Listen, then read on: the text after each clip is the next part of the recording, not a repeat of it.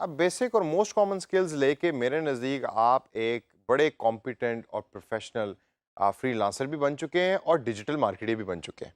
तो अब मेरे पास तो जितनी भी डिजिटल मार्केटिंग की जॉब्स होंगी वो तो मैं अभी आपको ही दूंगा। लेकिन इन बेसिक स्किल्स के बाद ज़रा थोड़ी सी नज़र डालते हैं उन एडवांस स्किल्स के ऊपर जो मेरे नज़दीक एडवांस्ड हैं, यूज़ होती हैं, लेकिन उसमें आपका कंपटीशन कंप्यूटर साइंस के ग्रेजुएट्स के साथ भी होगा। लेकिन आपने घबराना नहीं है। जिस तरह पिछला पूरा कोर्स मैं बिल्कुल बेसिक अंदाज में लेके चला हूँ और मैंने आपको दिखाया कि अगर आपके पास कंप्यूटर की एडवांस स्किल्स भी नहीं मौजूद तो फिर भी आप डिजिटल मार्केटर बन सकते हैं। इसी तरीके से अगली एडवांस स्किल्स भी मैं उसी तरीके से आपको पढ़ाऊंगा। मैं इनको एडवांस इस वजह से कह रहा हूँ कि एक तो इनकी जॉब्स अवेलेबल हैं फ्रीलांसिंग मार्केट प्लेस पे, लेकिन चूंकि कंपटीशन ज़्यादा है तो हो सकता है आपको ये जॉब्स मिलना थोड़ा सा मुश्किल हो अगर आपको प्रोग्रामिंग का नॉलेज नहीं है या कंप्यूटर का बैकग्राउंड नहीं है आपका। लेकिन फिर भी कहीं न कहीं, किसी न किसी जगह के ऊपर आपको कोई ना कोई क्लाइंट मिल जाएगा कि जो आपसे एक काम करवाएगा। और कोडिंग कोई बहुत ज़्यादा मुश्किल काम नहीं है। आजकल तो छोटे-छोटे बच्चे कोडिंग कर रहे हैं, तो कोडिंग आप अपने तौर पे भी सीखिए। बल्कि डिजी स्किल्स के प्लेटफ़ॉर्म पे आप ई-कॉमर्स मैनेजमेंट का कोर्स भी ले रहे हैं, आप वर्डप्रेस का कोर्स भी लेंगे और आप आगे चल के क्रिएटिव राइटिंग और ग्राफिक डिज़ाइनिंग का कोर्स भी ले रहे होंगे, कि जो आपको डिफरेंट टेक्निकल स्किल्स और भी सिखा रही है। तो उनको सारों को आपस में ब्लेंड करें और इन तमाम एडवांस स्किल्स की जॉब्स को देखें। तो आइए सबसे पहली एडवांस स्किल्स की जॉब के ऊपर नज़र डालना शुरू करते हैं ताकि अगले कुछ चंद सेशंस हम उस पर डिवोट करें। और ये एडवांस स्किल्स के अंदर शुमार होता है वेबसाइट यूएक्सटी का या वेब डेवलपमेंट का। अब वेब डेवलपमेंट की जो बेसिक जॉब्स हैं वो तो बड़ी अवेलेबल हैं, मतलब बेतहाशा जॉब्स अवेलेबल है। लेकिन वेब डेवलपमेंट से ज़्यादा मैं फोकस करूंगा इन सेशंस में ई कॉमर्स स्टोर सेटअप के ऊपर। और ई कॉमर्स स्टोर सेटअप में भी मैं एक सॉफ्टवेयर आपको पढ़ाऊंगा, ये प्लेटफॉर्म आपको पढ़ाऊंगा कि जो बहुत ही यूज़फुल है।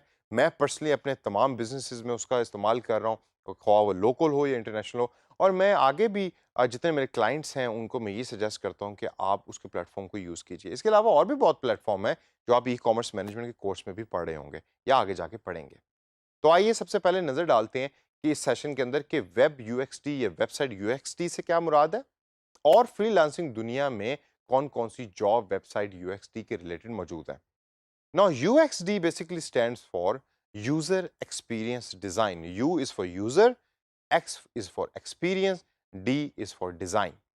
यूजर एक्सपीरियंस डिजाइन से मुराद ये है कि वो इंटरफेस के जो यूजर के सामने आपकी वेबसाइट का अपीयर हो रहा हो, उसका डिजाइन है, उसका फ्रेमवर्क है, उसकी डायनेमिक्स है, जो एज ए फ्रीलांसर आपको बनानी पड़ती हैं। अब अगर आपको मेरी तरह का कोई क्लाइंट मिल गया कि जो वेबसाइट डेवलपमेंट नहीं जानता या उसको पता ही नहीं कि वेबसाइट का डिज़ाइन क्या होना चाहिए, तो वो तो आपको इतना कहेगा कि भाई मेरी वेबसाइट मुझे बना के दे दो, बस अच्छी खूबसूरत सी हो, कलरफुल सी हो। तो आपको फिर सारे का सारा डिज़ाइन खुद करना पड़ता है। जो अच्छी है वेबसाइट्स जो बनती हैं, उसकी टेस्टिंग होती है, उस डिज़ाइन की अप्रूवल होती है। उसमें ये देखा जाता है कि जो यूज़र एक्सपीरियंस कर रहा है डिज़ाइन, क्या वो आसान है, नहीं है। तो एक फ्रेमवर्क होता है और उस फ्रेमवर्क के चंद एलिमेंट्स होते हैं। वो एलिमेंट्स क्या-क्या हैं? सबसे पहले मोस्ट इंपॉर्टेंट एलिमेंट है कि आपने देखना है कि क्या ये वेबसाइट यूज़फुल है? मतलब जो वेबसाइट आप बनाई है आपने या जो स्टोर आप बना रहे हैं, वो यूज़र के लिए यूज़फुल है भी या नहीं है? बेताशा ऐसी एग्जांपल्स आपको मिलती हैं रोज़मर्रा जब आप वेबसाइट विज़िट कर रहे होते हैं कि जब आप वेबसाइट पे जाते हैं तो वो यूज़फुल नहीं होती है। उसके टाइटल में लिखा हुआ होता है कि ये आपके इंटरेस्ट के साथ मैच करती है, लेकिन टेक्निकली वो यूज़फुल नहीं होती। तो आपके यूज़र एक्सपीरियंस डिज़ाइन का पहला हिस्सा ये है कि आपने देखना है कि आपकी वेबसाइट यूज़फुल है या नहीं है। Second is usable. अब यूज़फुल तो है लेकिन क्या यूज़ेबल भी है? यानी कि वो मुफ़ीद तो है लेकिन उसे आप इस्तेमाल नहीं कर पा रहे क्योंकि उसका जो आगे से पूरा जो नेविगेशन है, उसके जो बटन्स हैं, उसके जो कलर्स हैं, उसका जो वर्ड लिखने का जो स्टाइल है, जो लफ्ज़ लिखे हुए हैं, वो क्लियर नहीं है, तो यूज़ेबल नहीं है। तो सेकंड फ्रेमवर्क का एलिमेंट है डिज़ाइन के अंदर कि क्या वो वेबसाइट यूज़ेबल भी है या नहीं है। अच्छा, ये कैसे आपको पता लगेगा कि वो यूज़ेबल है या नहीं है? क्योंकि अगर मैंने कोई चीज़ को डिज़ाइन की है, तो मैं तो कहूँगा भाई ये यूज़ेबल भी है और यूज़फुल भी है। आप उसकी रिसर्च करते हैं और टेस्टिंग करते हैं। आप यूज़र्स को बिठाते हैं, उनको कहते हैं कि भाईजान वेबसाइट को यूज़ करो, फिर आप यूज़र्स को ऑब्ज़र्व करते हैं, उनसे सवाल-जवाब करते हैं। तीसरे नंबर के ऊपर डिज़ायरेबल। कुछ वेबसाइट्स होती हैं जो यूज़फुल बहुत होती हैं, यूज़ेबल भी होती हैं, लेकिन डिज़ायरेबल नहीं होती। दिल नहीं करता उन वेबसाइट्स को देखने का। उनका डिज़ाइन अच्छा नहीं होता, कलर कॉम्बिनेशन अच्छा नहीं होता। एक ऐसा कलर एक ऐसी जगह पे डाला होता है कि जो ना उधर टेक्स्ट नज़र आ रहा है, ना उधर पिक्चर नज़र आ रही है, वो डिज़ायरेबल नहीं होता। तो फ्रेमवर्क का एक बहुत इंपॉर्टेंट एलिमेंट है डिज़ायरेबिलिटी का। आप कलर्स देखते हैं, आप देखते हैं कि मैंने किस तरह की पिक्चर्स डालनी है। ज़रूरी नहीं कि आपने जो पिक्चर्स उसमें डाल रहे हैं आप वेक्टर ग्राफिक्स डाल रहे हैं, जिस तरह ग्राफिक डिज़ाइनिंग के मैंने उन मॉड्यूल्स में मैंने आपको बताया था कि आप वेक्टर ग्राफिक्स डालिए, आप कार्टून्स डाल दीजिए, कलरफुल बनाइए अपनी वेबसाइट को। फाइंडेबल है या नहीं है, थोड़ा-सा टेक्निकल टर्म है। जब आपको गूगल पे कोई सर्च कर रहा है तो क्या आपकी वेबसाइट फाइंडेबल है भी है या नहीं है? एक्सेसिबल है या नहीं है? अक्सर आप वेबसाइट का एड्रेस लिखते हैं, आगे से आपको मैसेज आता है कि भाईजान द सर्वर इज़ डाउन। तो आपका इसका मतलब जो सर्वर है वो ठीक नहीं है। तो यहाँ बहुत इंपॉर्टेंस आती है टेक्निकल नॉलेज की कि एक्सेसिबिलिटी और फाइंडेबिलिटी दोनों होनी चाहिए आपकी वेबसाइट की। और लास्ट के अंदर क्रेडिबिलिटी।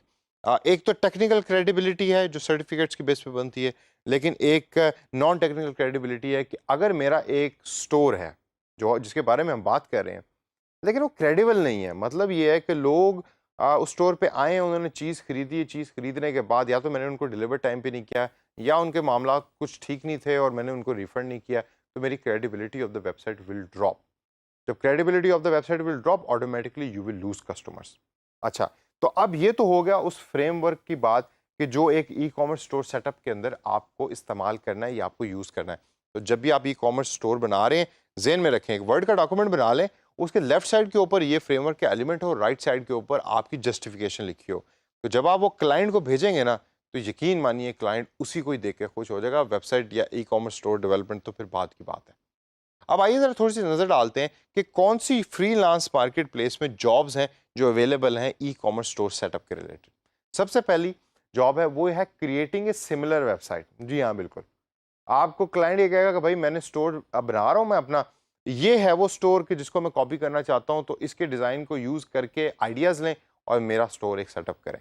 यहाँ एक चीज़ जो बड़ी इंपॉर्टेंट आपने जहन में रखनी है, वो ये रखनी है कि जब भी आप डिज़ाइन कर रहे हैं किसी की वेबसाइट को, तो बेशक आप उसने आपको एक लिंक भेजा है एज़ एन एग्ज़ाम्पल, उसको कॉपी ना कीजिए।